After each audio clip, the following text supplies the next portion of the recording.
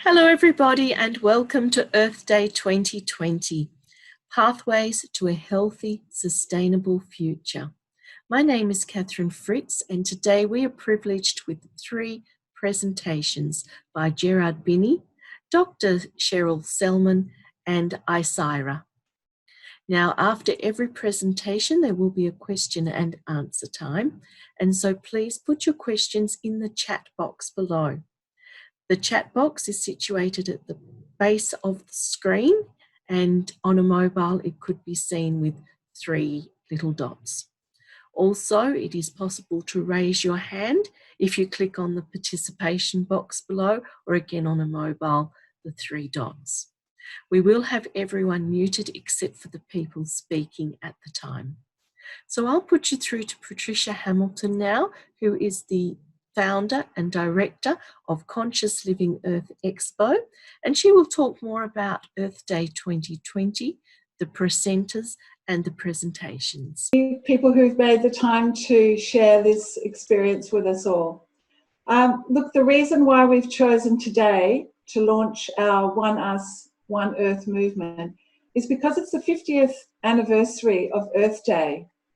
Now, Earth Day was held on April 22 in 1970 in the US, and it was a response to an environment in crisis. Oil spills, smog, rivers polluted that they literally caught fire.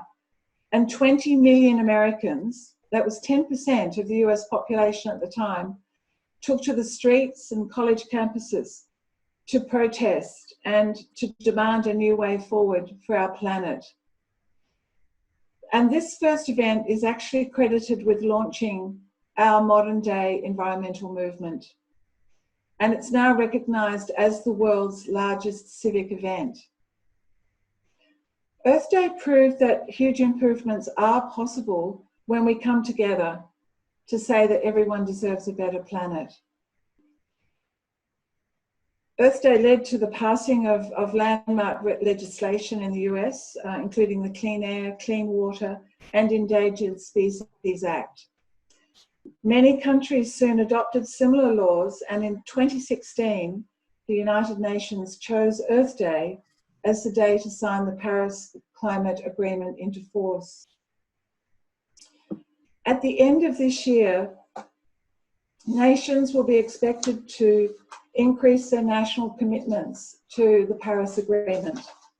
So the time is now for us all to call for global action to tackle our climate crisis.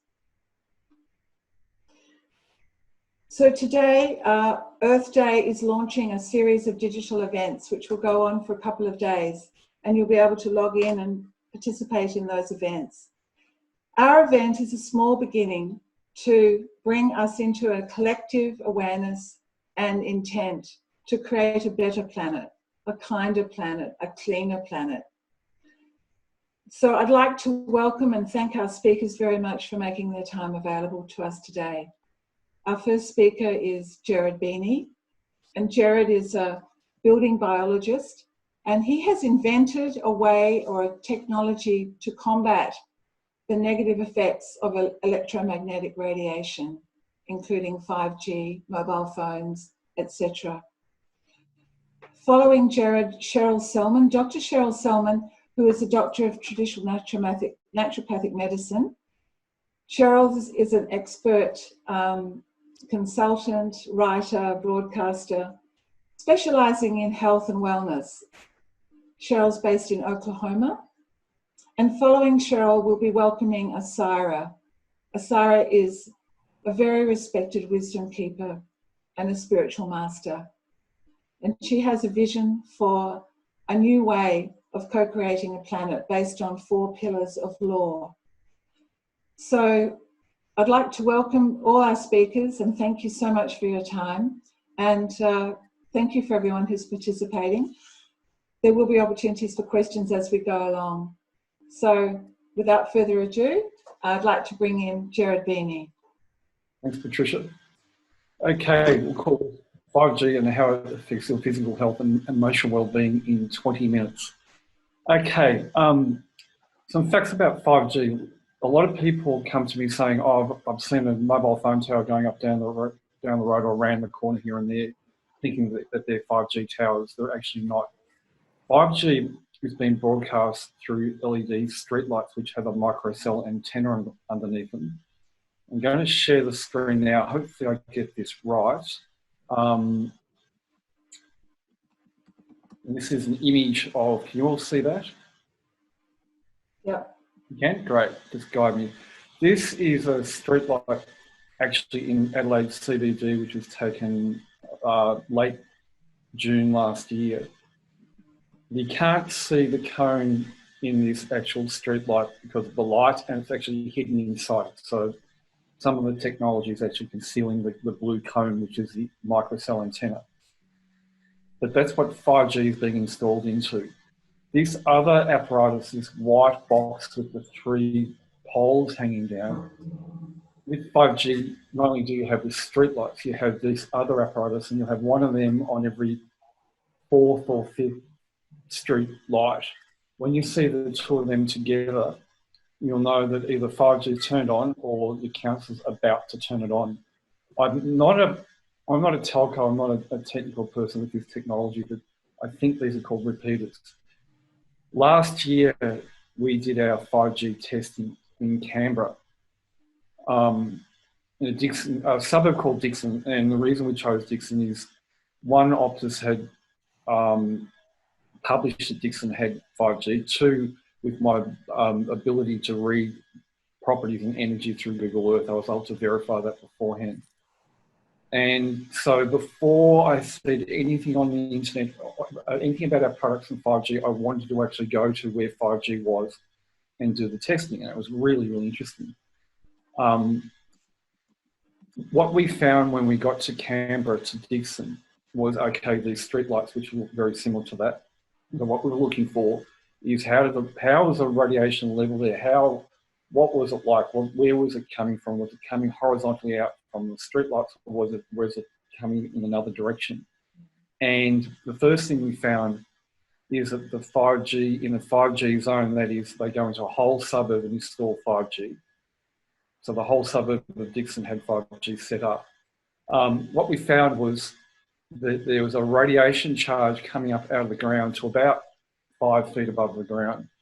And that in some areas is called a magnetoterralic energy, which is the Earth's crust having a greater resistance. And that's caused by other things, which I'll get to if I get a chance to a little bit later. So the 5G radiation wasn't actually going through the air from the antennas. There was a small amount around the antennas. What it was doing was coming up vertically out of the ground. And how we measure radiation is, I'm an intuitive building biologist. That means that I don't use EMF meters in my consultancy work, because what I've found is that through experience that EMF meters generally read radio frequency. They don't accurately read what they call charge fields. And the charge field has a positive charge, which is a harmful component of radiation, and that's what causes the EMF stress in the body. What I normally use is this tool here, if you can see it. It's called a biotensor, and that's the best EMF meter around. You have to know how to use one of these. I train people how to use them. It takes about 5 minutes of training to become confident with one of these.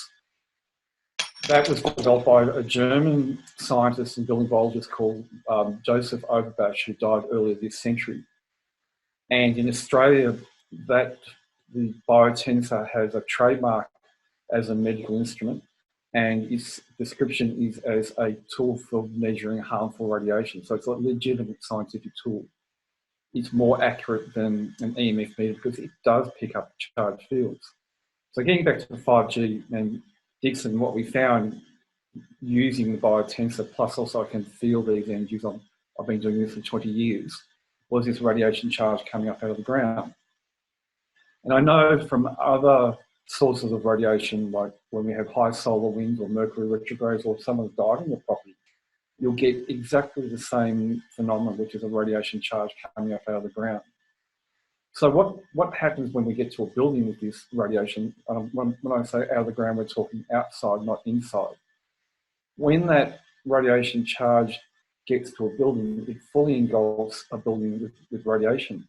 And I know from experience that buildings that are engulfed in radiation are buildings that if you have an illness, you're not going to be doing very well in recovering from the illness, because the radiation stress is so high that if you're putting so many meridians under radiation stress, that let's say if you had a liver illness, your liver meridian energy will be down, and no matter what you're doing, whatever medicine, natural, whatever, the liver meridian isn't going to recover because the radiation is actually interfering with that meridian. Just keep using the liver as an example. I also did a study last year, just a quiet study on my own, of 50 properties of cancer patients. And these addresses were supplied to me by some of the health practitioners we deal with around the world, who are traditionally bioresonance practitioners, naturopaths, homeopaths, and kinesiologists. And in that study, virtually every single house where the people was living, where they had cancer, the building was full of radiation charge, just to give you some background. So 5G creates that. The next thing that 5G creates is a set of earth magnetic grid lines, which I call normally are dormant. And these grid lines are 2 meters wide, so they're quite wide. They run north, south, east, west. They're 70 meters apart. And as you go higher in elevation, they go upwards and outwards. So if you're living on the third level of a building, the charge field from this grid line is going to be greater than being on the ground floor if you're directly over it. That's a bit alarming, because the radiation stress you'll encounter over that grid line is going to be more than the space around it, which is filled with charge anyway from 5G. The same phenomenon occurs when we have high solar winds, Mercury retrograde, and other retrogrades, and if someone's died in the building. When I say it's not normally there, if you don't have Mercury retrograde, you don't have solar winds, if you don't have a death in the building, and if you're not in a commercial building too, because all commercial buildings have the same type of energy, all those people who complain about being completely wiped out at the end of the day, especially if they've been working in a factory or a commercial environment, they've been under radiation stress similar to 5G anyway. So all of those other sources of radiation also cause this energy grid to become activated, as I call it, and come up out of the ground. Another thing that 5G does is that we have what they call a planetary flow of energy around the planet. And when everything's in balance and we don't have retrogrades and high solar winds or whatever, this planetary flow goes from east to west and north to south. And at nighttime, it actually reverses. And when it reverses at nighttime, we do get a bit of the planet does get like a strange buffeting of energy, which I notice every night. It only lasts for about 5 minutes. It's interesting that it happens. But what 5G does is that it reverses that planetary flow, even though it's in a small zone or the suburb where 5G is installed. It does actually reverse that. And we have been studying this phenomenon with the planetary flow for a number of years now. I first, in a roundabout way, became aware of it by reading a lot of actual Hindu texts, things like the Bhagavad Gita and Autobiography of the Yogi and Srimad Bhagavatam and a whole heap of things like that. That's my passion. And they're always talking about, if you're going to meditate, you sit down and you face east. And the spiritual energies which go from east to west, and you're facing them head on. A lot of the Indian yogis, when they went to die, they knew they were going to die. They were sitting in a meditative position, face east, focus on the third eye, and they would leave their body through the third eye. That's what they call Mahasamadhi. So we've been aware of it for a number of years. And when the planetary flows are not being interrupted with, it's actually quite a pleasant energy. It's very conducive to meditation. It's very conducive to good hormone balance.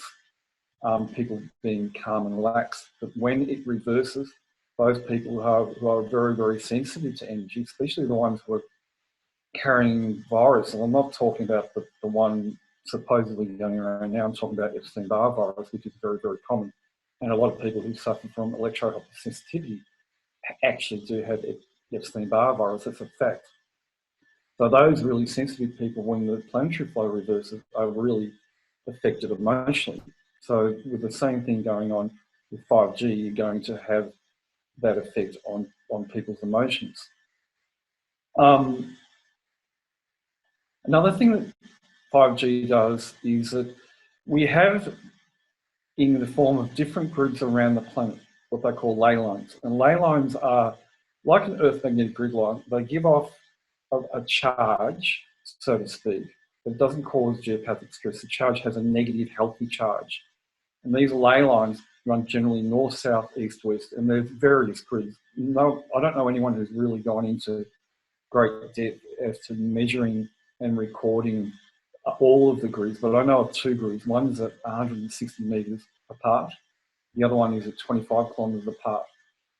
The more common one at 160 metres apart, it's about 20 metres wide. So if you're living in a house over a ley line, the ley line having a negative charge neutralises the positive charge from all forms of radiation, such as Earth radiation from fishes and what they call the 400-metre grid, which is the most dangerous of all the Earth magnetic grid lines. It neutralises that. It neutralises your electrical radiation. It neutralises partially some of your Wi-Fi issues and partially some of the digital TV issue, because digital TV is the most dangerous appliance in the house. And that would mean that the house would be conducive to good emotional states, good healthy living. But when 5G comes along, all of these ley lines get totally wiped out. There'll be nothing left of their energy. Their negative charge gets unbalanced and overridden by the positive charge, which is the harmful component of the 5G radiation. And things like for example, I know for a fact that Stonehenge, it sits on a crossing of what they call the 25-kilometre grid, and that's about 60 metres wide. And if you happen to have a house over the 25-kilometre grid, that's even better again. So again, a lot of sacred sites around the world are actually deliberately pushed on one of the 25-kilometre grid lines, like a lot of cathedrals in the UK and throughout Europe. Or they'll be sitting on crossings of the 25-kilometre grid. And things like Stonehenge, for example, my belief is that it was put there because the stones amplified over the land the radiance of the ley line, which was conducive to good crop growth. Crops, plants, like humans and animals, plants are affected by radiation. If you know how to interact with a plant, and that's very easy. If that was a leaf, you just hold it between forefinger and thumb, and you can feel the change in the energy of the plant. Even if you talk to it, it's not a silly thing at all. Plant life doesn't like radiation whatsoever. So in our gardens and our farming lands and whatever, they are going to, if the 5G comes in there, is going to have a detrimental effect on the energetic value of whatever's coming out of the ground. A very common question a lot of people have for me is, I hear or I read on the internet that all the bees and all the birds are going to get wiped out with 5G. When we're in Canberra, we observe bees and we observe birds. That's going a little bit extreme. And the people who I see on the internet, like with YouTube videos talking about 5G, making that statement, actually aren't qualified to give an opinion. Like I've seen food experts talking about 5G as if they're being a building biologist for 20 or 30 years. I've got no idea what they're talking about. It's all Chinese whispers. One person says and another person says, and someone else is a bit of a fearmonger and then blows it all out of proportion, which comes to the belief that 5G is a military weapon. No, we had 4G, we've got no more. 4G can't cope with what's going on. The next progression was to 5G when mobile data was running out, and our NBN is completely useless. I've got NBN here, and Mr. O will never come and fix it, and I don't want to know about it.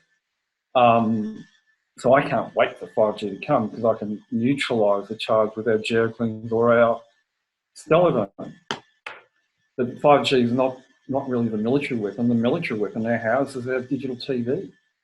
Back in 2008, when digital TV was becoming popular in my consultancy work, I came across some people who were heavily affected by digital TV, and so we set out to do a bit of a study on what's going on with TVs. And what we found was, if that's a digital TV, which is like a mobile phone, imagine it to be, when the TV is on, it creates a radiation field in front of it up to about 100 metres.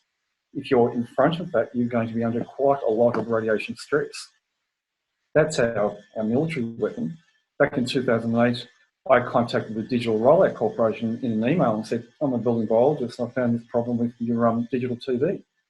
And they came back to me saying, oh, no, it doesn't exist, because if it existed, you'd be able to measure it with a Gauss meter, which measures electrical radiation, or a radio frequency meter, which measures what's coming from a mobile phone or your Wi-Fi, which you can't measure what's coming off the TV with any of those devices.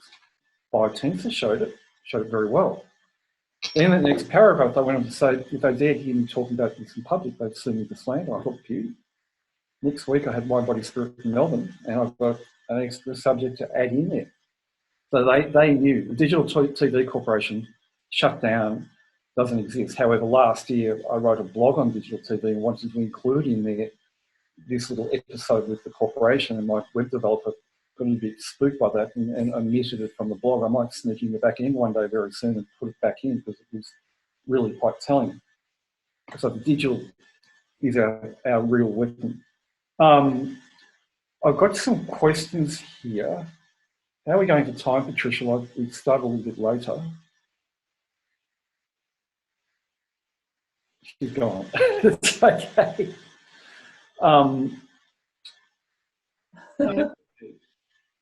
We don't. Questions? If anyone watching has some questions for Gerard, if you could type them into the group chat. If you go down to the bottom bar. I've done 2 of these webinars from home right here over the last month, purely on 5G. And if I can find the questions that people ask, hang on, I'll just ask Mrs. Bini. Leanne? Yeah, questions on the way. Gerard, a question that came to me by email was about your qualifications. What is a building biologist? Okay, a building biologist is someone who specialises in measuring, detecting radiation levels in buildings, and also we look at things like mold and different chemicals in the house. I'm not trained by any of the schools. I'm self-trained. I was consulting as a building biologist before any of the building biology schools started in Australia. And it's interesting, a lot of them, too, I know of, that are local, are very sceptical in the way they teach, very cynical and sceptical in the way they teach, what they teach their students. And I've often had to retrain a lot of them because they're being deliberately taught not to be intuitive, which is just wrong, because building biology isn't new. Building biology has been around for hundreds of years. It basically came from the knowledge around dowsing, which first started in Germany 400 years ago. Original building biologists didn't use EMF meters. They used things like the biotensor and other dowsing tools. And it's funny that the skeptics like to kick the hell out of anything to do with dowsing, but they're only doing that because with dowsing you develop your intuitive abilities, and then you can work out damn well that those grubby little pseudo-skeptics out there are actually breaking the law, and they don't like dowsers because they can actually uncover what they're doing. It's very interesting. We have another question, Gerard. Smart has asked, what can we do to protect ourselves from 5G? That's where the geocleanse comes in. We developed this in 2004 as a all-round geopathic stress or earth radiation and electrical Wi-Fi radiation harmonizer. It neutralizes a charge. So radiation has what they call a positive charge, which causes interference with our meridians and organs, then mitochondria, and keep on going forever. Fields that have a negative charge are in sympathy with the human body, and our meridian energy has a negative charge too, and is boosted or kept in balance with a negative charge environment. So the geocleanse or the stelladome will do that too. That's one of our new products. The geocleanse plugged into a house works through the electrical wiring. Basically, the wiring is dominated by the frequency which has a negative charge, that wiring also goes into the ground, which is our earth wire, and the geocleanse has an earth pin, which takes that frequency into the ground through the earth wire, and it spreads through the ground. But the geocleanse will also work back through your electrical system, back to your power supply and your power pole, and it will have an effect on neutralising the electrical radiation for about 50 metres in either direction, up and down the street. And considering that 5G is going on at power poles, the same power supply to your house is what's supplying the 5G. So the geocleanse neutralises the 5G that way. In Canberra, we did a lot of testing, and some of our overseas international distributors, for example, Clara in the UK, lives in Bristol, where 5G is actually up and running. And via Google Earth, we've had a look to see how far around the house she's protected from 5G from the geocleanse, and it extends out beyond the house all the way around for about 70 metres, which is fantastic. So if you have one of these, your neighbours are going to get a benefit from it too. I've got a question here about someone's got a five-year-old geocleanse. The very first geocleanses would have neutralised 5G, because from the very beginning we've always had an earth pin to energise the earth wire, which goes back to the power lines. And our first geocleanse was a black box in 2004.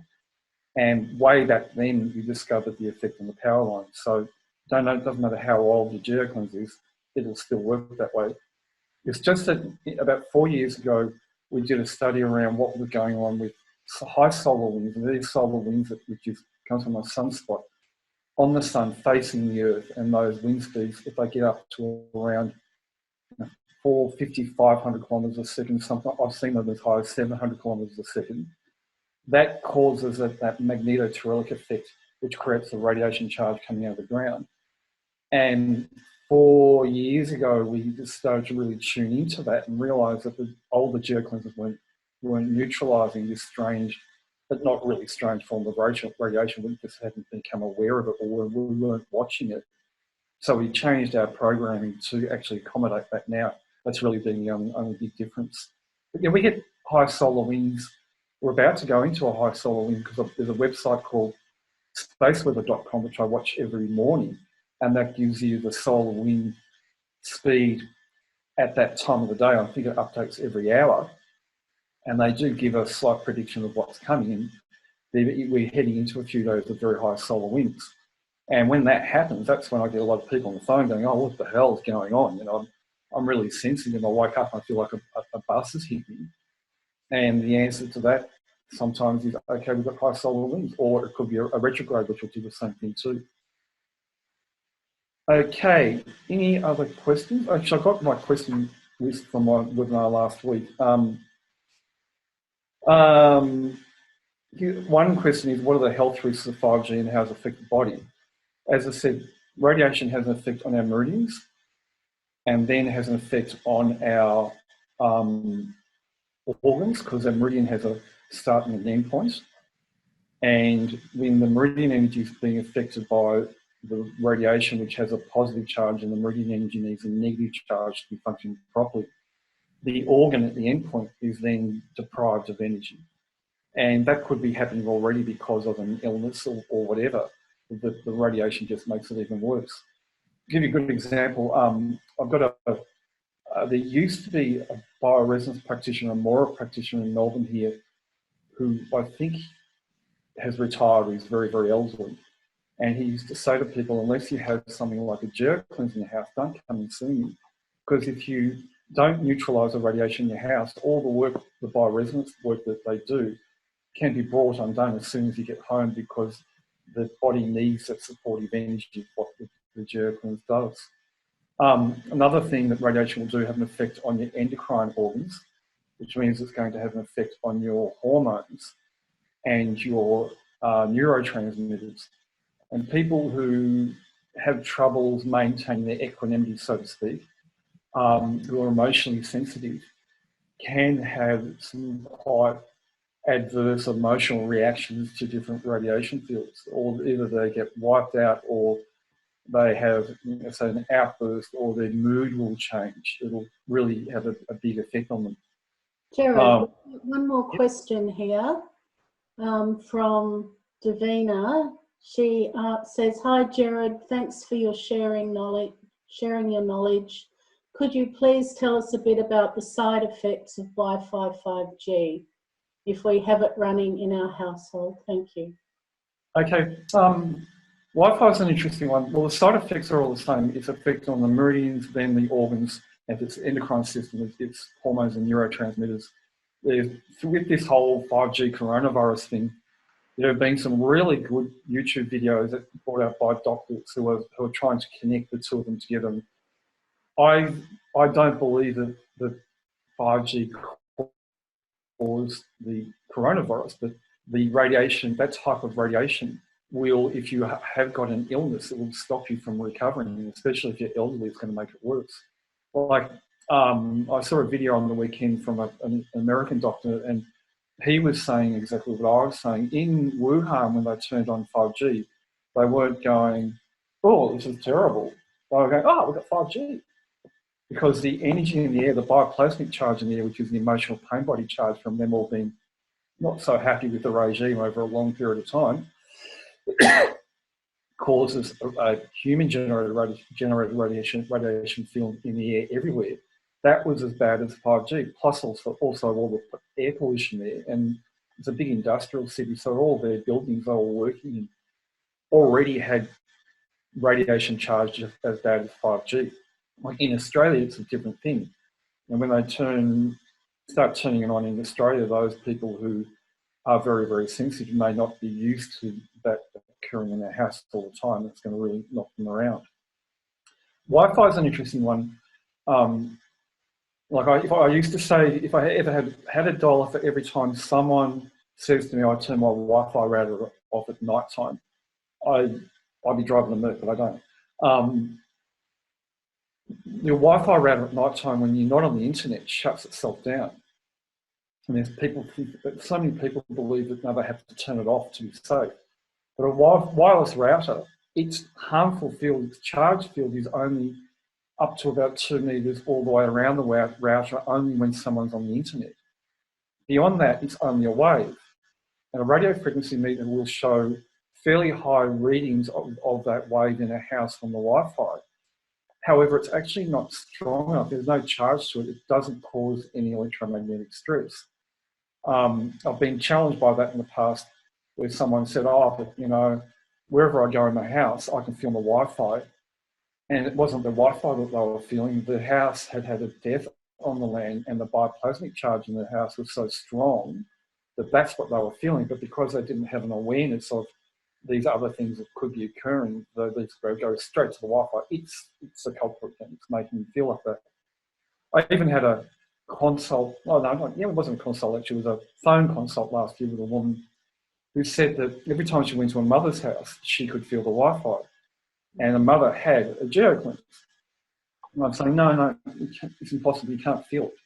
But this woman was very sensitive, and she did have Epstein-Barr virus, but she didn't know that. I was able to pick that one up. And I said to her, "Let's have a look at the house with Google Earth in the mother's place." And the first thing I found when I was looking was that there was mold in the roof cavity. And mold in a roof cavity is a really dangerous thing to have. It may not be in contact with you in your living space, but in the roof cavity, what happens is that the shape of your roof like that is like the underside of a pyramid and projects the radiation down. Mold equals radiation, and it's quite strong. So I suggested to this girl, buy a stellodome, because it radiates up and outwards to neutralise the charge coming down from the mold. She did that, went to the mother's place with the stellodome and ringed me going, "Oh, fantastic." Couldn't feel a single thing. The Wi-Fi was really good, but it wasn't the Wi-Fi, it was the mold in the roof cavity.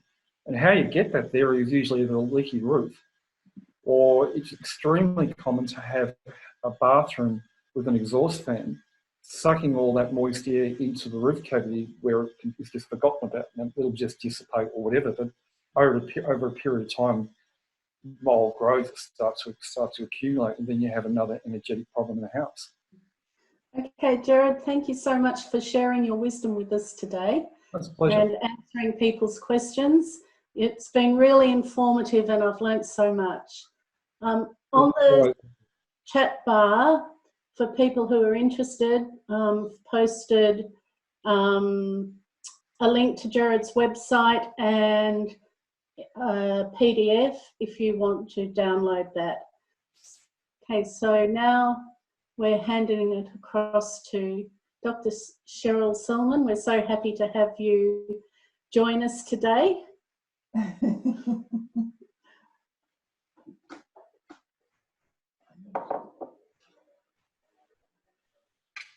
you still? Am I good? Yep, you're good. Okay, excellent.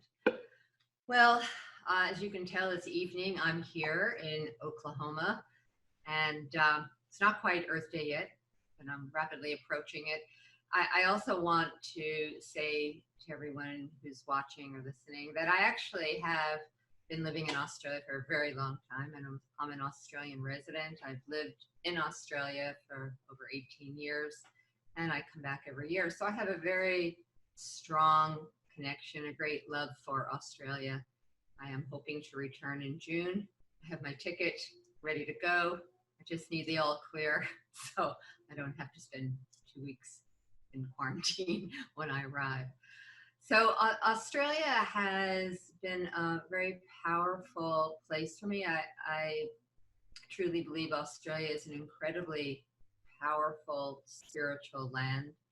And I think it is part of what I really want to share with everyone today. I also want to say that I am a naturopathic doctor. I am a psychotherapist. I have 2 weekly podcasts. I have just initiated a TV program called Total Health TV that will have regular interviews. What my passion really is educating people, it's empowering people, it's providing knowledge that allows people to be more informed and to make informed decisions for themselves and for their family, and to live a life that is in greater harmony and balance. So that's what I really want to share with you today. When we talk about Earth Day, I want to talk about Earth Day from a different perspective. I want to talk about Earth Day, which is bringing our awareness to our planet, honoring our planet, honoring the fact that we have become so out of balance and that is affecting nature. So let's kind of talk about nature. I have spent many years working with different cultures around the world. I've lived in India in a spiritual community for many years. I have spent time in Peru. I've spent the last 4 years working with plant medicine, working with shaman. I have worked with a very powerful Chinese master. So I have, most of my life actually, I've been on a spiritual path. And the one thing that we really need to understand, and it's most relevant at this time, is that if we're going to heal the earth, we need to understand we are the earth. We are connected to nature. We are composed of all the elements of nature. And in the teachings that I have been exposed to, it was so clear by so many of these traditional cultures, and we just look around, that we in our Western world have become totally disconnected from nature. Totally disconnected from nature. I mean, we are insulated, our running shoes, our rubber, we do not connect with the earth. We spend time, more time than ever before, indoors, looking at screens, looking at the blue light, the wrong color light, not the sunlight. We have lost our connection, and part of that reason is because our culture has taught us to be really brilliant with our thinking. We have developed amazing technologies. We're very clever. We're on the verge of profound innovations in technology, in AI. We have the ability with our knowledge of technology to turn so much around. But the problem is in our culture, and this is what all of these Indigenous teachers are trying to get across to us, is that we cannot heal the planet, we cannot heal ourselves through the mind. So I find it really interesting in doing some research, and that explained that in Egyptian spirituality, Egyptian religion, they talk about many senses. There's the sense of smell, there's the sense of taste, sense of hearing, the normal senses. But there's one more sense that the Egyptians acknowledged, and they said it's mind.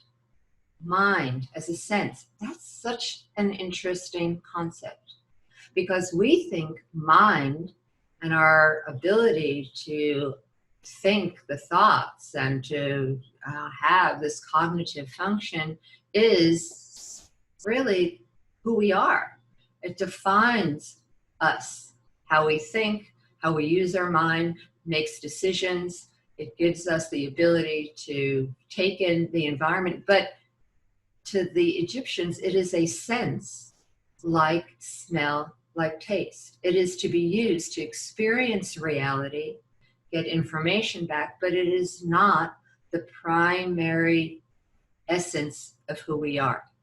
So if we don't understand what the primary essence of who we are, it is impossible to connect back to nature. And the message that so many teachers are really giving us is saying, if you want to heal this planet, you have to first bring yourself back to harmony. You have to bring yourself back into balance. Everything that's going on in our disregard for life, in the world of competition, consumerism, everything that is causing disharmony with nature begins with us, begins with our thinking, with our disconnection from ourself. So the real journey we are on right now is reconnecting with the true essence of our soul. And where does that lie? Actually, the soul lies in our heart. And this is a part of the powerful teaching of Taoism and in Hinduism and Buddhism. The heart is the seat of the soul. And connecting with our heart is the most important thing we can do to create harmony, to create healing, to create connections with ourselves and all of life. So when we are restoring our sense of balance on the earth, it has to begin with us. If you try to change the world outside of yourself without first changing it within, you will fail. You cannot do that because we are all connected. Just like you cannot change another person, but if you change yourself, if you shift your beliefs, if you heal your wounds, you open up a whole new possibility of how to relate to someone else in your life. And I've seen that over and over again over the years as a psychotherapist. It's a profound, miraculous shift of your hologram, of your paradigm. So there's some really powerful work. And I also want to say, based on all these traditions, that the goal is to return to the true sense of self, the true self, which is from our heart. And the ability to open our heart, connect with our heart, is the way we connect with our intuition, our deeper knowledge, our deeper sense of our connection with all of life. It's where all healing, inner peace, profound transformation comes from. Our mind, this sense that we think is who we are, the mind, the proper use of the mind is to be in service of the heart. So the heart is often perceived as the message center. especially in traditional Chinese philosophy. It's the message center. It is where we receive the instructions, the connections from our soul. The mind is then to be used to implement the commands of our heart. That's the right use of our minds. To be able to use the mind to just come up with clever solutions. I mean, our minds are so clever right now that we have created technology that has the potential to destroy the whole planet. So we love our minds, but if the mind is not in service of the heart, then we become very dangerous, very destructive. So I want to talk about the heart, and I want to do a little meditation in a little bit with the heart, because it's much easier than you think to connect to your heart. So the resonant frequency of the magnetic field of the planet is considered 0.1 hertz. So that's, you know, Tesla says the universe doesn't speak in words, it speaks in frequencies. We're talking about frequencies. The heart center, when we are in coherence, when our heart, which is measurable, it's a measurable frequency, it has this heart rate variability that indicates a coherence. Our heart is back in harmony and balance, we're at peace. When we are in coherence, we are resonating at the same 0.1 hertz frequency of the Earth's magnetic field. We are part of that field. And when we get back in harmony with that frequency, we actually have the capacity to create miracles on this planet. This is a really big piece. And in fact, the research on the heart shows that the electrical field of the heart is 60 times the amplitude of the brain. And the heart, when we look at the magnetic field of the heart, it's 100 times the magnetic field, that more than what is put out by the electrical and magnetic field of our brain. And it goes out to about 1 meter all around us. So what is more powerful? It's the heart that's more powerful. The heart has neurons in it that communicates to the brain. The heart is a brain. It is an intelligence of our soul made manifest. So returning to our heart is critical during these times. We're living in a time of change. There is no doubt about it. We will never go back to the way things were before all this occurred, and it is supposed to be that way. We are on the verge of a huge epic shift, epic and epoch shift. If you look at the astrology, which I've been fascinated by, it clearly said this was supposed to happen. We didn't know what. Something was going to happen that will allow us to make a quantum leap. Now, we don't know what that is, but what we have been given is a period of time to do our inner work. If we use this time as the gift that it has been given us, if we quit calling it quarantine and we call it sacred space time, we are using this valuable time to make huge shifts within ourselves, which will be the key to creating a new world, healing our planet, healing nature, but it has to begin with us. So the work that's been done by an institute called the Heart Math Institute is something I really recommend. And you can check it out. They actually have a free program that used to cost, about $30, but now it's free. And I encourage everyone to check it out, because we're going to do a very simple meditation based on the work of the heart math and their research. Before I go there, and I hopefully have a little more time, before I go there, I want to just talk about gratitude for a minute, because the energy of gratitude, and they've been studying, the Heart Math Institute actually has been studying gratitude a lot. They've been studying all these energies, and they can measure and test. And gratitude, there was one really interesting study that was done, and they took three, they had, the goal was to alter DNA. So they had a group that sat and had the thought of altering DNA, which they had actually in a test tube somewhere. And this group thought about the thought, altering DNA. Nothing happened to the DNA. Didn't change. And then they had a second group, focused love, just love, loving that DNA, opening their hearts, checked out what was happening with the DNA. Nothing happened to the DNA. The third group were instructed to hold the intention of the DNA being changed, and at the same time having an elevated emotion. So they had the thought and they had the elevated emotion, love, joy, compassion, whatever that emotion might be. And that's what we talk about when we say elevated emotions. And when they held the thought and they had the elevated emotion, that was when the DNA was changed.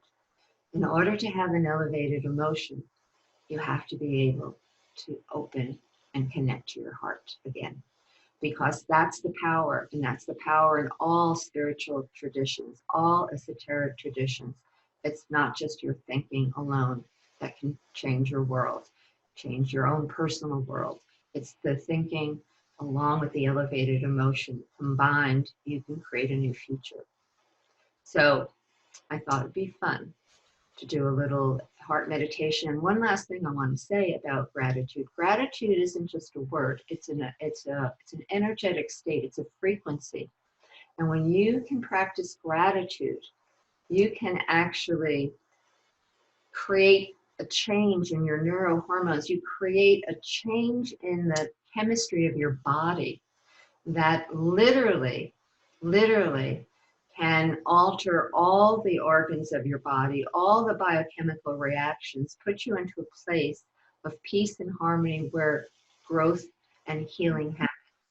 So it's really important that we understand. And one other thing they found with gratitude, and then we'll do a little meditation, and that is that gratitude, practicing gratitude on a daily basis, actually changed our DNA and our telomeres, which are indications at the end of our DNA of how well we are maintaining our youthfulness or aging. And to the degree those ends shorten, we age. Through gratitude, in the studies that were done, they were able to lengthen the telomeres, which means we are lengthening our life.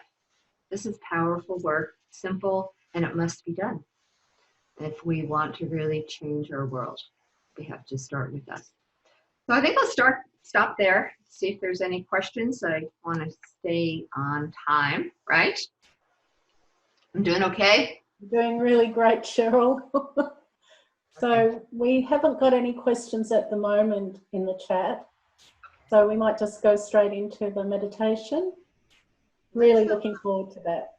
Okay, let's go straight into the meditation.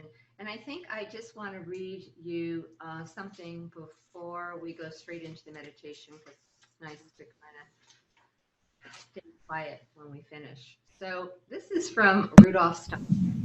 Many people may know of Rudolf Steiner. He was a German mystic. And I found Cheryl, your sound's gone quiet. Oh, well, that's strange because I haven't touched a thing. Maybe something on your end? That's better. Okay. So first I want to read this quote from Rudolf Steiner, and then I will take you into the heart meditation, which, by the way, is really simple. If you practice it several times a day, you will not only bring more healing to you, but you'll be in resonance with the earth and be so powerful and so needed at this time to restore harmony on the planet. So here's Rudolf Steiner. We must eradicate root and branch any fear and dread in our soul concerning the future that is coming towards us. We must develop composure with regard to all the feelings and sensations we have about the future. We must anticipate with absolute equanimity whatever may be coming towards us, thinking only that whatever it may be will be brought to us by the wisdom-filled guidance of the universe. I find that really profound. So we live in the unknown. More than that, we've always lived in the unknown. Even when we think we know everything's going to stay the same, it never does. And now is a time when we have more unknown. And if we can trust, if we can be at peace, if we can know that we are safe, we can move into the unknown and be more empowered as a result. And I'd like to offer this heart meditation as a simple way that you can do that, or whatever other meditations or practices you have. This is the time to do them. Okay, so let's just begin by getting comfortable where we are. If you need to rearrange yourself so you can get your body really, really comfortable. Good. And I'd like you to close your eyes and to begin by focusing on your breath. Your breath is always a powerful vehicle to bring you back home again. So close your eyes and take a breath to the count of 7, breathing into the count of 7 and exhaling to the count of 7. And on the exhale, just let your body really go. So bringing that breath into the count of 7, bringing the breath down, down, down to your lungs. And the exhale, letting it go to the count of 7.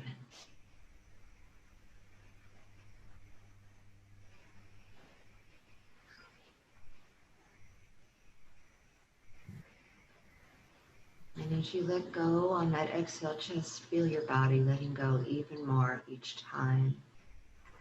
And breathing in more peace to the count of 7.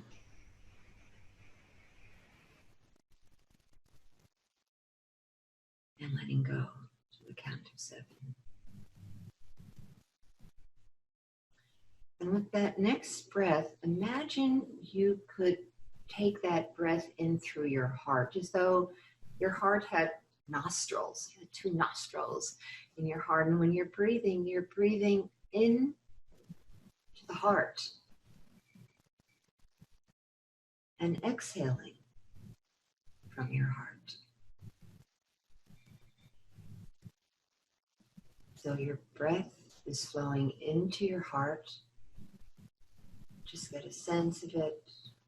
Sense of those nostrils, maybe that's an easy image. You just feel it and exhaling from your heart. Your heart is doing the breathing.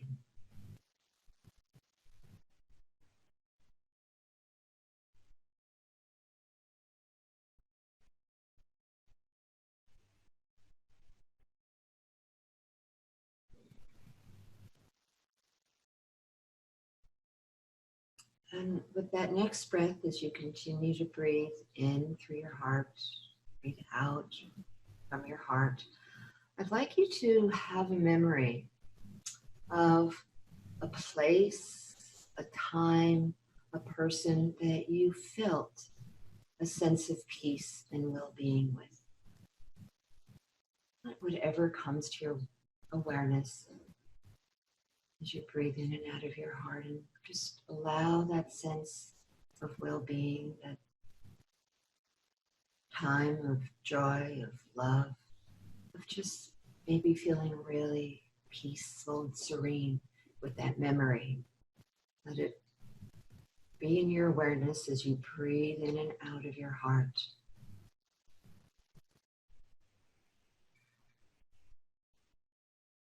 And just let it get a little stronger, feel it a little bit more. Maybe another time comes to mind when you felt that peace when you felt that serenity, felt that love.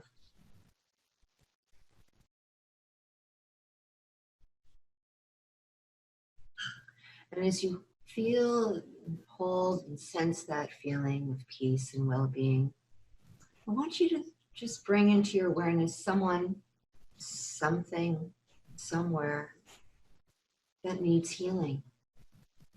And you just hold that thought, that image of that person, place, or thing in your heart as you breathe in that sense of well-being, and just bring that energy, bring that awareness.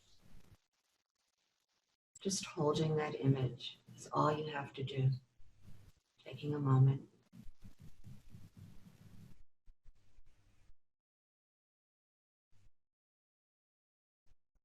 And perhaps you want to share that healing, peaceful feeling with some place within yourself. Some place that needs healing, some issue that needs healing, some aspect of yourself that you want to share that love, gratitude, and compassion to.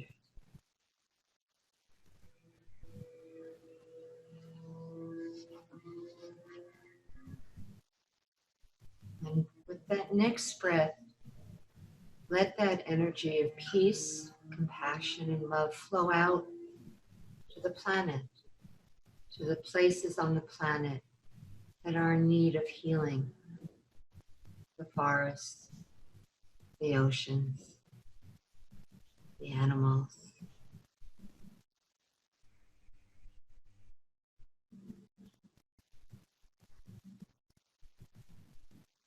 Just holding that thought and breathing in and out of your heart.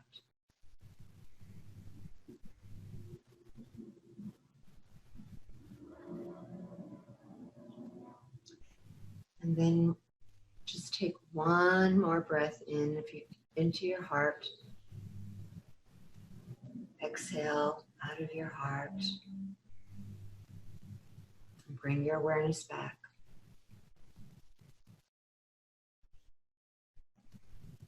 Maybe shuffle around, bring your body back, open your eyes.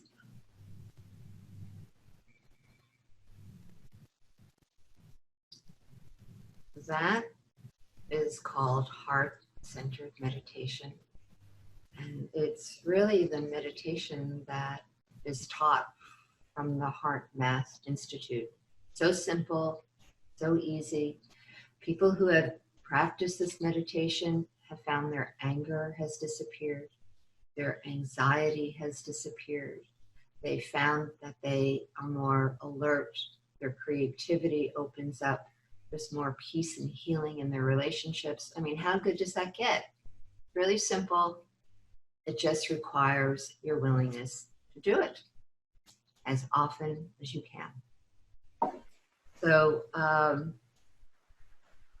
hope you all enjoyed that. I hope you'll take it with you. I hope you understand the power you have when you get into heart coherence. You're not only getting into heart coherence with yourself, you're getting into coherence with the planet, which is such a powerful, powerful place to be.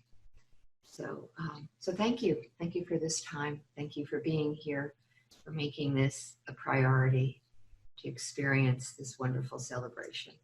Hope to see you again. Please come visit me in my website because I'll be able to send all my podcasts, all my shows out to you to support you on this healing journey. Thank you so much.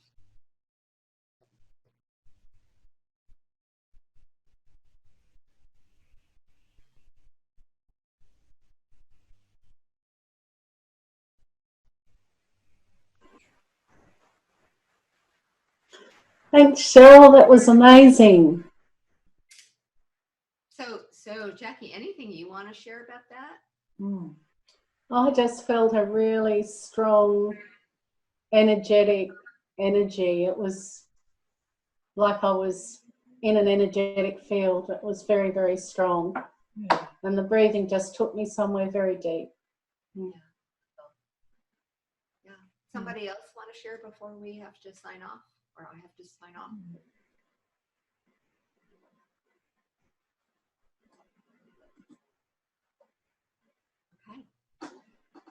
Yeah, I couldn't hear all the words, but I could feel this field of connection, of just this amazing link up with the heart of the planet and the heart of all of us. And I just feel and realize, you know, how simple that is. And if we all did that, you know, on a regular basis, how we can really, really bring in this new world into being, this world based on love and care for each other and for the earth. So it's simple, and we can visualize and imagine what we truly would want to create and how we want to live after this crisis is, well, even, I mean, now is the time for us to do it. It's a perfect time. Now is the time. It's a birthing time. It's a birthing time, and we're in gestation right now. Yeah. And that's so true, that if we could all learn to do this, the potential is enormous for transformation. Easily and effortlessly. Yeah. Thank you. So, Pauline, did you want to say something? Yes. Can you hear me? Yes. Oh, yes. Hi, Cheryl. It's Pauline I met you at Rhythmia from Plant Wisdom. I don't know if you remember, but hi, welcome. Oh my gosh. Wow. From Costa Rica. That's so awesome. Rika, and so thank you for your wise words. And truly, I think that's what we have to remember, that this is a gift for us. And if we look at it from that perspective, then we can grow and transform and develop and be who we are really, the I am that we're meant to be. So that was a wonderful meditation, and it was just gorgeous. So thank you so much. Well, thank you, and nice to connect again in this connections. Small world. Small world. Yeah. Thank you. Okay. So, Sherrill, would you like to talk a little bit more about that journey with plant medicine? Well, you know, I've been a seeker and explorer most of my life, and I trust where my spirit takes me. So 5 years ago, I actually read an article that was talking about a journey with ayahuasca, which is a plant medicine that's been used for thousands of years in the Amazon. And I read the article, and that was it. I said, I'm going. And so I organized a trip, took some people with me to the Amazon. And I've been doing plant medicine ever since then. So it's been 5 years. So the thing I want to say about nature, and why nature is so profound, when we have to really honor Mother Earth and Gaia, is that nature, through the plants, through the soil, but particularly my experience through the plants, it's like the Gaia has given us medicine through the plants that allows us to remember who we are. This is what the indigenous people in the Amazon have always used and made them so conscious, so connected, so spiritually aligned with all of life, which we have disconnected ourselves from so profoundly, which is part of why we have created such a woundingness right now. So the medicine, the plants have the ability to open our consciousness up and literally have a connection with the spirits, with the energies of that plant. It's called Mother Ayahuasca is the energy of that plant. It's part of Pachamama, which you might have heard of, which is the Spanish term for the Mother Earth. And whether it's ayahuasca, whether it's psilocybin, which is, mushrooms are amazing, amazing plant medicine, as is now being discovered. Whether it's the cactuses, the mescaline, cultures around the world throughout time have always used plant medicines to access higher states of consciousness to use to maintain their spiritual connection, their spiritual alignment in the nature of all of life, and to heal. And my experiences of doing many, many journeys now, I've seen people heal the deepest traumas. You know, I've spent probably tens of thousands of dollars in personal development courses over my life. And in one ayahuasca journey, you can get to the root cause of the wound and heal it and be free of it. You know, I've changed profoundly as a result of working with plant medicine, and I see it all the time. It's a, you know, when you open to higher states of consciousness, which you cannot get to with just the conscious mind. You can't. It's like you're still on the Titanic, rearranging the deck chairs on the Titanic, but you're still going to go down unless you find a way to connect to a higher state of consciousness, which allows you to remember the truth of who you are, why you're here, your connection to the greater universe, and to be part of this work of being a light worker, right? To be an instrument at this time. And thanks for asking me, because the one point that I really feel it's important to say is that it is no accident that we were born to be here at this moment. No accident. We have waited our whole lifetime, maybe many lifetimes, to be here at this exact moment in this you know, turning of 20,000-year-old cycles. I mean, we are here at a turning point of such a vast concept into a new world. And the plant medicine for me has been part of my journey of reawakening and opening up these higher centers, opening up your pineal gland, realizing that you are not this body. You are far greater, and really a soul who has infinite potential, infinite possibilities to create a future. So wow. It's been wonderful. And, you know, Cheryl, thank you so very much for sharing today with us and for sharing some of your personal journey too. That was so enlightening, and I think we all feel that this is a really profound time that we're living in, and many of us are aware that we're here for a purpose and a reason to make a really big difference.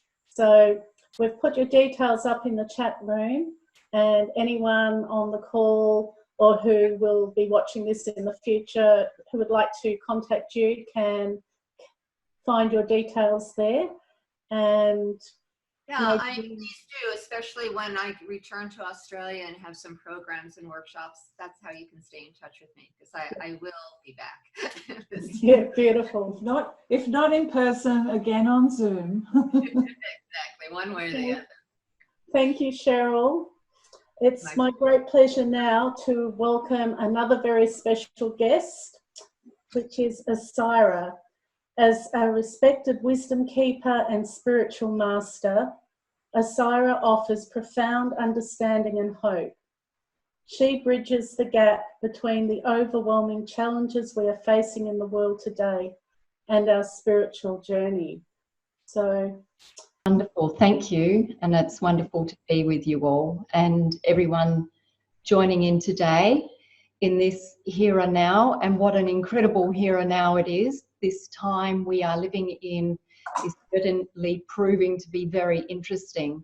Of course, we recognise that all of us who are sharing in this type of forum have lived with a sense of awareness for a long time that the way we are living is unsustainable, and that we have been heading for greater challenges if we were not to begin to cultivate a greater conscious response, to become more conscious individuals and a more conscious society. And the current situation we're in, the pandemic, of course, is highlighting this fact, and it's brought it right into the forefront of our awareness. And of course, preceding this recent crisis, we know that there were a series of disruption points, tipping points that have really alarmed us as individuals and as a human collective. So with climate change crisis coming into the forefront, various political disruptions around the world, and the fires we had, which were absolutely horrendous here in Australia, the Amazon, America. We've really been faced with incredibly extreme events. In a way, we, of course, have been shocked by this, and it's triggered off an enormous stream of emotions. So really largely, it's pushed into the forefront the unresolved grief, conflict, fear, anxiety, dislocation that we have been living with. Because although we may not have all been able to name it, pretty well every single person on the planet has been feeling or dealing with some form of grief. And if we think of what grief is, then we understand why. Grief is a change we did not want. So our society is not equipped to deal with change. We've disconnected ourselves largely from nature and the natural cycles. And if we look back historically, we can see that some of that information, of course, is still held by our wisdom keepers, our elders, our Indigenous people around the world. And for all of us, historically, if we dig right down into ourselves, into our true nature, we find those very same roots, that deep in our genes, in our cells, we are earth people. However, for most people, the dislocation from this is so far back. It's buried in the deep unconscious, subconscious mind. And so that split or the separation from our relationship, a conscious relationship with nature, with creation, with ourself, and with each other, that has been deeply buried. So most people don't even realize that the dissatisfaction, the general underlying discontent or ill at ease, anxiety, is resting on these unconscious wounds, and wounding it is. We have divorced ourselves from the whole fabric of creation significantly. And common to all Indigenous people is a profound understanding of this fabric. It is resting in a whole brain, whole living relationship. And this means that if we disrupt one of the threads that creates this whole fabric, then our sense of reality becomes disturbed, our feeling of stability and our clarity to navigate ourself and our life begins to wobble. Now, if we disrupt two of these threads, things become quite disturbed. If we disrupt three, then everything is shaking tremendously. If we disrupt four of these threads, we have collapse and unraveling. Currently, we are experiencing and seeing those symptoms. We systematically are living in a way that is unsustainable. Look at the inability for us to cope with the pandemic. Our economic system has been profoundly disrupted, our health systems, our social system, our whole sense of cohesion has been radically interrupted. So what am I talking about with these four threads? Every Indigenous culture lives by these four principles, which I call the four pillars of law. And the central tenet that ties all of this together is that all of life is interconnected and interdependent. So it is one whole living sentient being, one whole sacred event. timelessly. That central tenet manifests itself through 4 quadrants of our life. The first is, from the formless, we emerge into form. From the unseen, we arrive into the seen realm. Earth, place, country, land. So that is our very, very first point of experience with life as we know it. So all Indigenous people established the very first foundation of law on our relationship to country, nature, and place. The second is relationship and kinship. And that kinship is not just to who we come through, as in our family, but the relationship with every living creature that surrounds us in our environment. So it's a recognition that it's not me and you, it's not separate self, but a synergy of parts of the whole. I am you as you are me, and it is we. So it's a we-dom. This is not a kingdom to reign supreme and to possess and to control as a separate ego. That means there is a constant learning and growing and interacting and a conscious awareness of every living part and the flow between all of these living parts. The third thread is the source from which all of this arises. It is our spirit, our soul. It is the timelessness. And that energy, which is common to us all, which is the creator, the underlying essence of every living thing, makes us all the same one being. And when we have an intact relationship with this, we have a moral compass, we have an ethical awareness, and we maintain an understanding of perspective of all life beyond just this one time and place. We understand that whilst we have the profound gift of these few moments, it is but a continuum.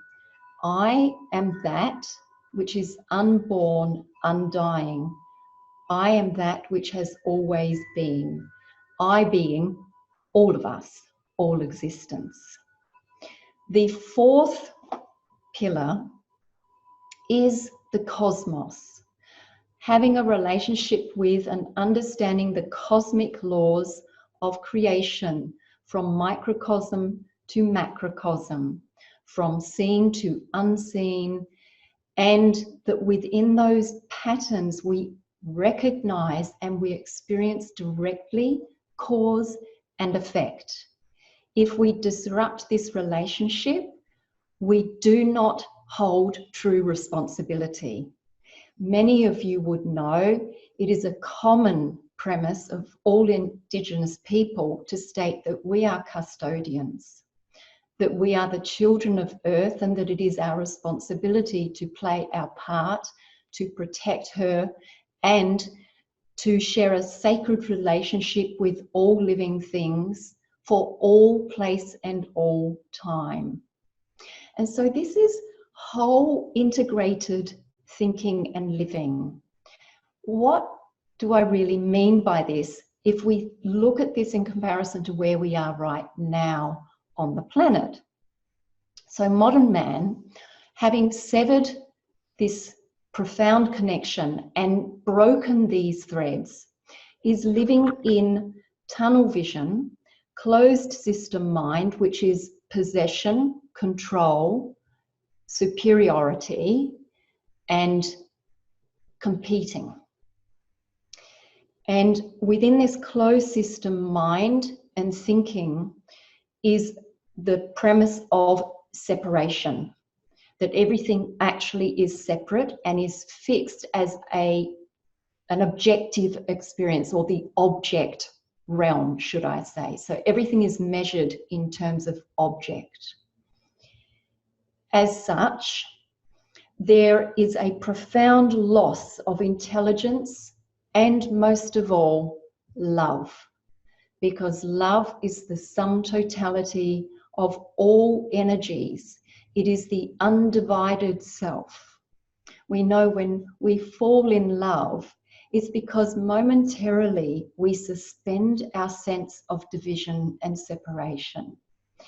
And yet, because we are living in tunnel vision, dualistically, based on the premise of a closed system mind thinking and this separation perception, then we're constantly in a state of lack. We're constantly in a state of fear and need, and as a consequence, we have to operate with the same closed system model in order to survive.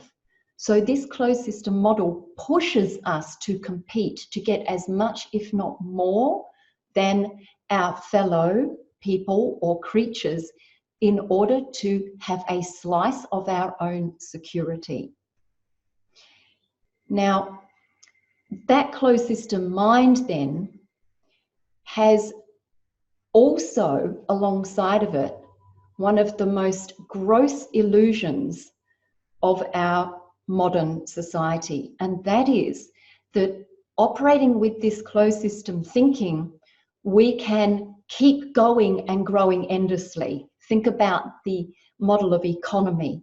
We imagine that it will be a never-ending wheel of growth, and that is unsustainable because it's actually based on a closed system model. Existence is an open system. All being is this, open.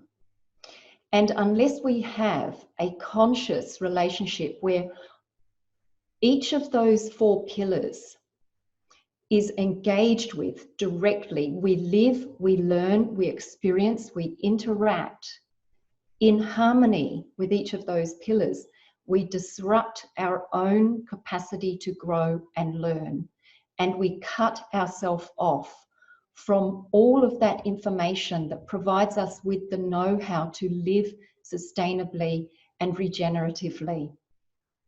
So, as a result, we end up ultimately in profound crisis. Now, the interesting thing is that we know crisis contains within it opportunity. The Chinese symbol for crisis literally translates to this: conflict with opportunity. Now, what is really fascinating to me in the midst of this is that when we think of crisis, we feel so disturbed because there's something deeper inside of us, something preceding, that knows peace and harmony, love and happiness. We cannot actually measure and consciously name conflict, crisis, fear, hate, separation, unless there is a preceding reference to its opposite, which is unity, love, peace, empowerment, etc. So that means we need to dig back into something pre-existing. The spiritual path tends to do this by an internal return. So largely in spiritual terms, we want to come back to source, and it's an inside job. So we think the way to transform the world at large is an inside job. And to some degree, of course, that is true, because everything we are experiencing rests on this, the self that we are, we perceive ourselves to be, the stories we hold and tell, the beliefs we operate with. This whole construct is the lens through which we are viewing the world and therefore how we act in the world. However, if we look deeper, not just into the essence preceding identity and our so-called known or defined experience, we look into the whole manifest experience and we trace that back as a human through our family. So for example, me, through my ancestors, I know one of the reasons I have felt profound connection, and I have done everything, I've even been a rebel to be able to uphold that. Why? Is because in my blood, I am Aboriginal. And it is very, very close genetically. Okay, I might look white to many people, but that does not erase my heritage. And so when I think of this, I then look at the heritage of all humans as having actually somewhere in the past lived in accord with these 4 pillars. So these 4 pillars are not relevant just to Indigenous Australian people. They're relevant to all Indigenous people, and not just all Indigenous people, but all humans. They are relevant to all time and all place. They transcend the dogmas and the cultural variants, and it is the very set of laws on which we can find true human harmony, a narrative that is unified, that we look and see and understand the fundamental laws of our existence, how we experience that, and recognize that it's the same for us all. We all have the same needs. We are all children of Earth. We are all in relationship with everything. Everything is interconnected. And so our relationships are informing everything beyond just our individual self. We are emerging and a continuum of that vast, immeasurable life force, and we are in direct relationship with seen and unseen. In fact, we're 99.9% space. We're not even 0.1% matter. And so having a relationship then with those cosmic laws enables us to keep things in true perspective. And actually, I'm going to share with you one little tip, and why I was saying that that principle of the spiritual journey of turning into our essence is not necessarily the whole answer. In fact, it's quarter of the answer if you look at the 4 pillars of law.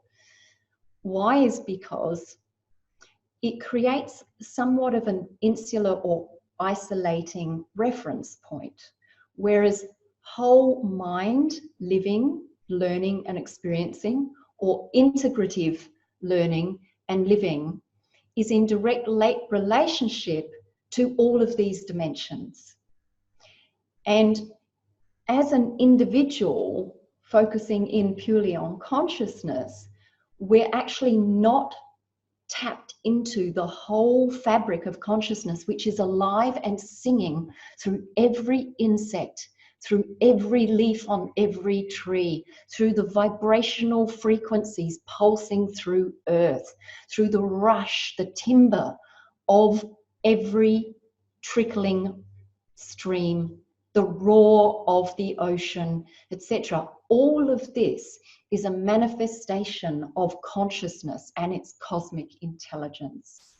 We need to have a direct relationship with this.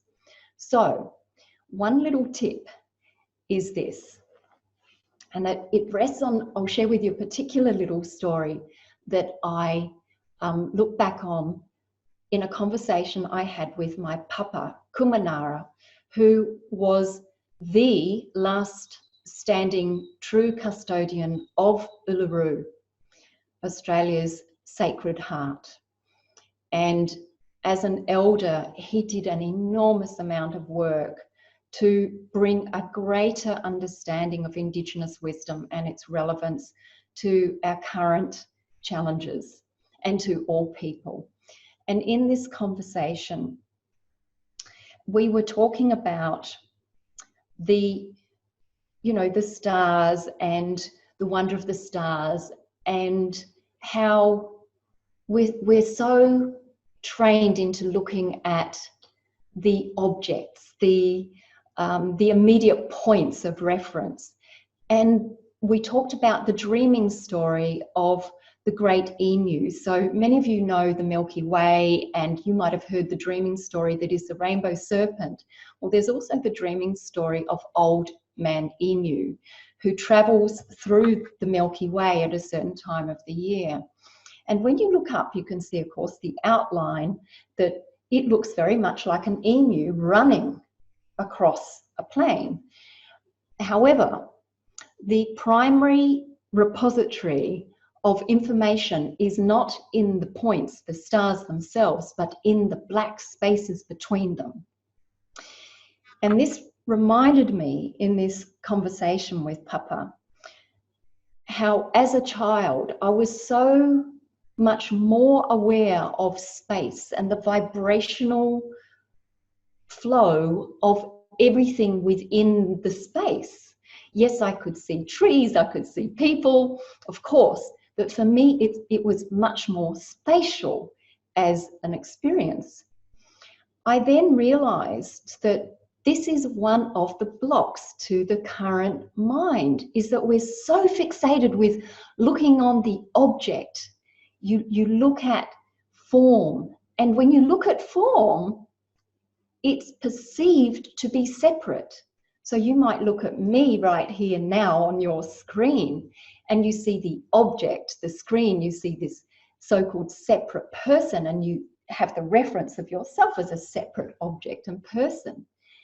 However, if you try this yourself, you shift for a moment that perception, and instead of fixating on the object, you draw your attention back into awareness, and you gaze very, very softly, and you take into account the space, the continuum, the space that is the awareness itself between apparent form and form, object and object.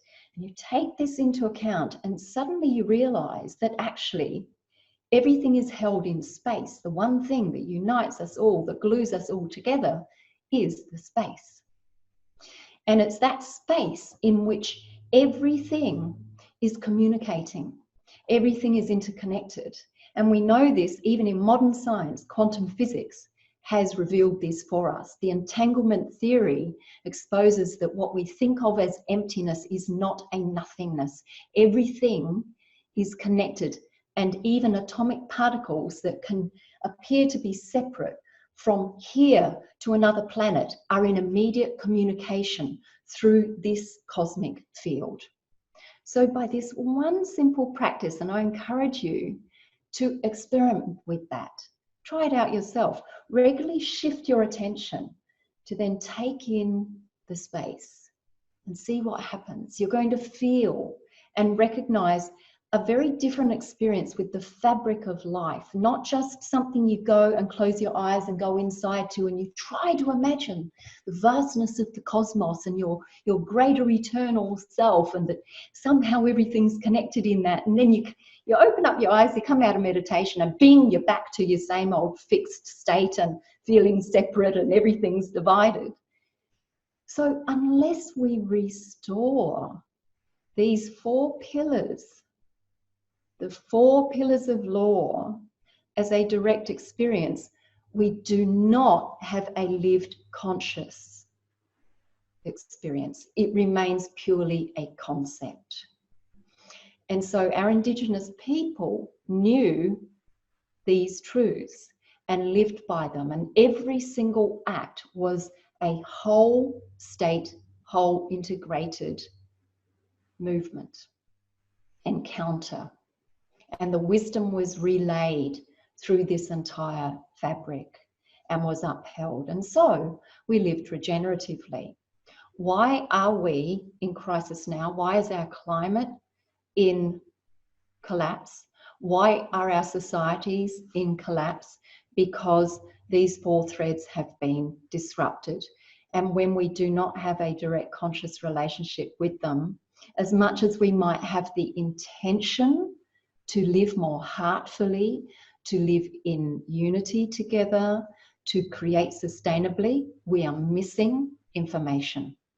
The ants tell me what I need to know as equally as the scientists do.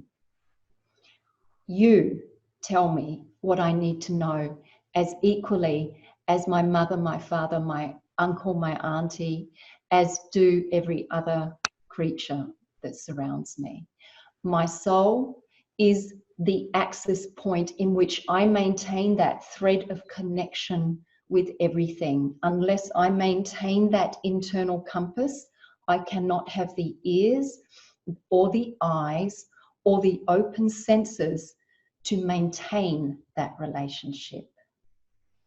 And so here now is our most profound opportunity. This is not about creating something new. This is about restoring the roots of our already existing fabric.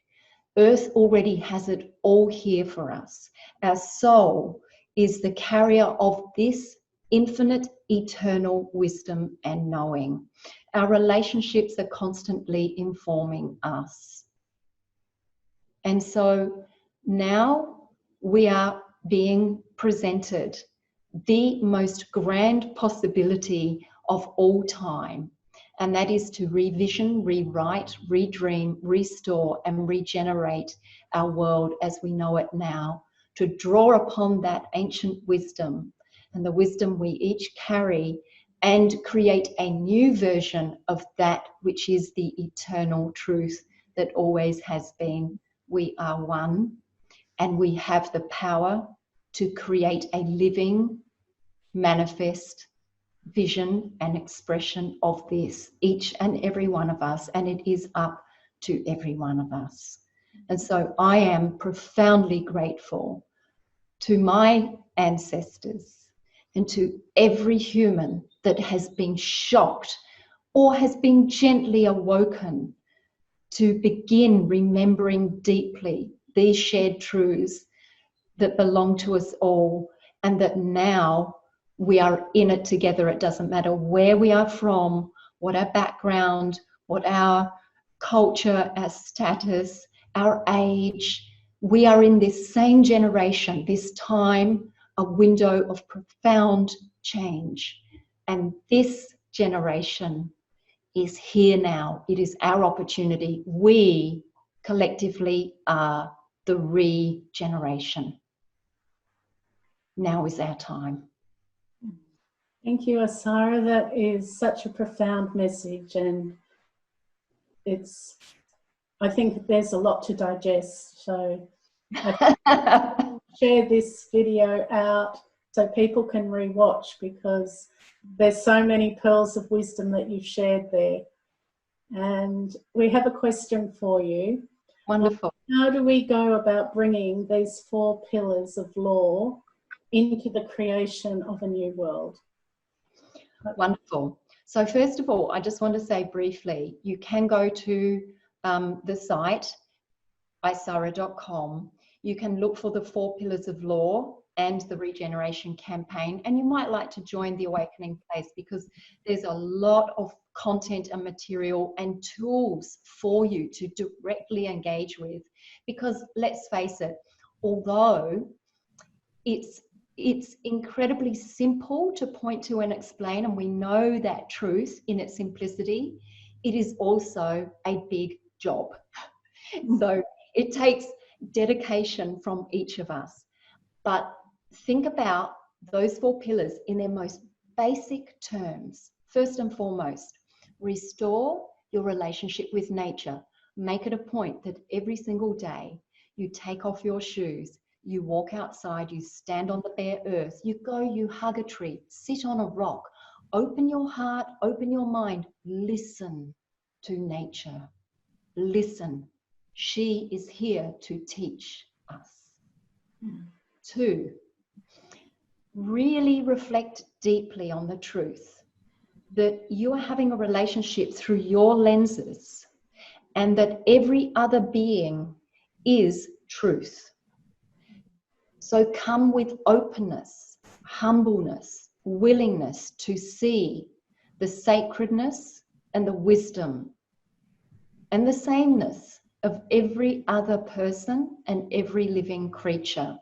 Understand that you cannot take any one thing into account without taking into account every other thing. That's a fact. So every single relationship you have is rippling through the entire fabric. Be mindful of this and endeavour to come with that openness and awareness of the synergy. It's we. 3, meditate, use your tools of mindfulness. And very importantly, not just as an insular experience or to somehow transcend and, vanish off into the cosmos or escape reincarnation, but rather to bring that full consciousness into presence here, every step, with every action. And so in that way, it's about the very first thing with that relationship with soul, to Indigenous people and to my ancestors and elders, is deep listening, deep seeing, and deep engaging.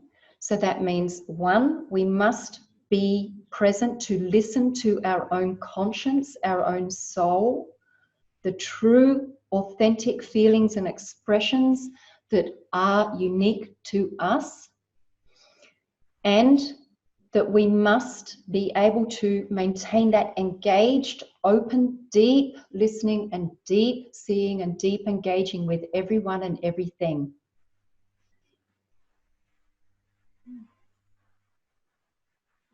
Like this. And 3, to always remember that every single thing we are experiencing is a play of microcosm and macrocosm. And try out that little tip I mentioned to you, so that you shift your perceptual reference and experience, because then you begin to have a spatial relationship. And when you have a spatial relationship, you become so much more aware of microcosm, macrocosm. You begin to understand much more deeply that every one of your thoughts doesn't just occur here, doesn't start and stop here. In fact, it's not even a separate thought. We are collective mind, collective consciousness. And so every thought is rippling through. It's like a giant radio set. So practice mindfulness with that as well. There are many, many more tips and tools and talks and programs you can explore, like I say, in the site, and particularly the Awakening Place. That's beautiful. Does anyone here have a question? You could unmute yourself.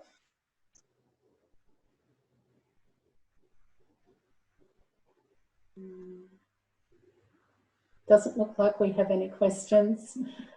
It's amazing how shy people can get when they're given the microphone or the opportunity, and then people go away after and they go, oh, I should have asked that question. All the questions come after event. Oh, I just wanted to say thank you, Isira, because of that, giving us those practical steps to take, because I know we can do this and we can do this together. And it's wonderful to have these simple ways of reconnecting and being able to implement this on a daily basis. So I'm full of gratitude for you and your wisdom and being able to share this with us. And let's share it out. Let's get everyone connected. And it's a fantastic time that we're in right now. I feel like it's just the beginning. We are very honoured to have you as one of our mentors and advisors. I'd love to invite you to be part of our OneUs, OneEarth community as it unfolds online. Jackie's going to share a little bit about where we're up to at the moment. It's just early days, but essentially we really would like to create a platform for hosting webinars like this, interviews, and a community forum where people can actually go in and chat, discuss, and share where they're at and their projects, etc. Because we feel like the internet is being dominated at the moment by forces that don't really support the growth of love and of consciousness. So we'd like to provide an alternative platform where people can actually go and have that opportunity. So here's a little taste of it. Okay, so we're in the process of creating this community. The first step was we've created a Facebook page and it's a Facebook group, OneUsOneEarth, and we've sent invites to many people, but if you haven't yet received yours, you can go to the Facebook page, its group itself, and join. Our bigger vision is to have a group that's outside of Facebook, and that's going to have the opportunity for people who approach us, and we invite anyone who's really passionate about a cause to actually host a community group within the group. So there's a lot of potential for us to share our wisdom and knowledge with each other and connect. And it's outside of the regulations of algorithms that are going to censor what you can share. So it's a free platform where you can speak your mind and you can speak openly.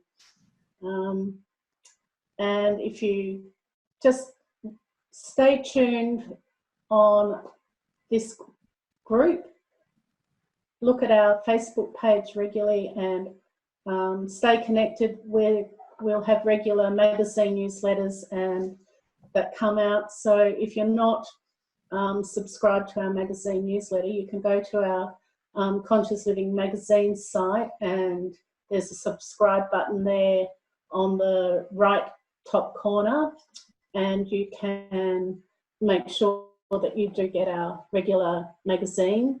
If you are a writer or you have articles that you'd like to submit for the magazine, please send them to me. My email's jackie@consciousliving.net.au. I'll put that up in the chat bar. If you know of other people who you'd recommend, then please do that as well. Okay, so it's been a wonderful way to share Earth Day with you, and we're very happy that you were all able to join us. We'd like to thank our guest speakers, Gerard, Bini, Dr. Cheryl Solomon and Isira for being with us today. It's been, and thank you, the participants who've joined us today. And a very special mention, a dear friend, Catherine, who's been our host today. We'd like to thank you so very much, Catherine, for running the show and making sure that our voices have been heard and we've been seen live here today on Zoom. Thank you, Jackie and Patricia. A last word, Patricia? Well, let's celebrate today. Earth Week is starting in America. There are a lot of other events on if you want to tune in, and there's contact details in the chat. We'll be posting another event very shortly. I'll let you know what the topics will be. It's looking like regenerative agriculture on food and farming. So we'll let you know once we've got the speakers confirmed. So enjoy your day, and may we all stay connected through our hearts and through our souls and through our connection to our ancestral wisdom that takes us back to the source of the universe. And let's enjoy this time. So thanks very much, and we'll be in touch.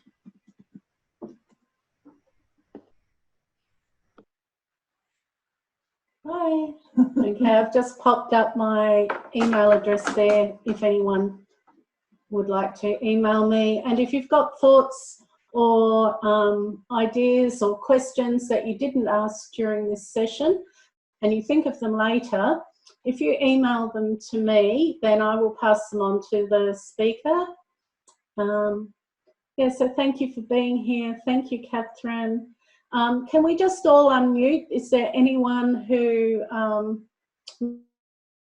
questions or would like to make comment about anything just before we all head off?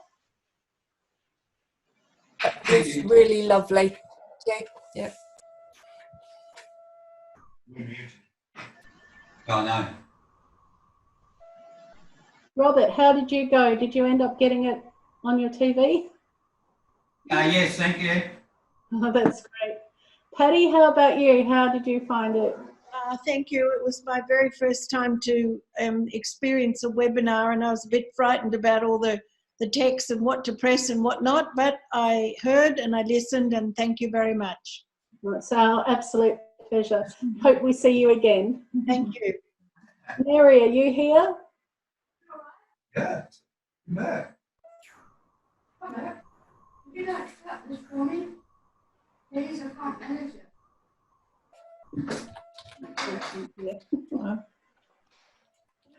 Right. Yeah, you can't disconnect. We'll disconnect. Okay. Well, if there's nothing more to say, we'll farewell. Hope you enjoy the rest of your Earth Day, and yeah, do something fun with yourself, your family. If you're home and you're isolating, maybe phone a friend. Yeah. Or introduce them to Zoom. Yeah. That's all I think. That's all. Okay. Bye, everybody. Bye. Stay safe, be well. Thank you. And hopefully see you again very soon.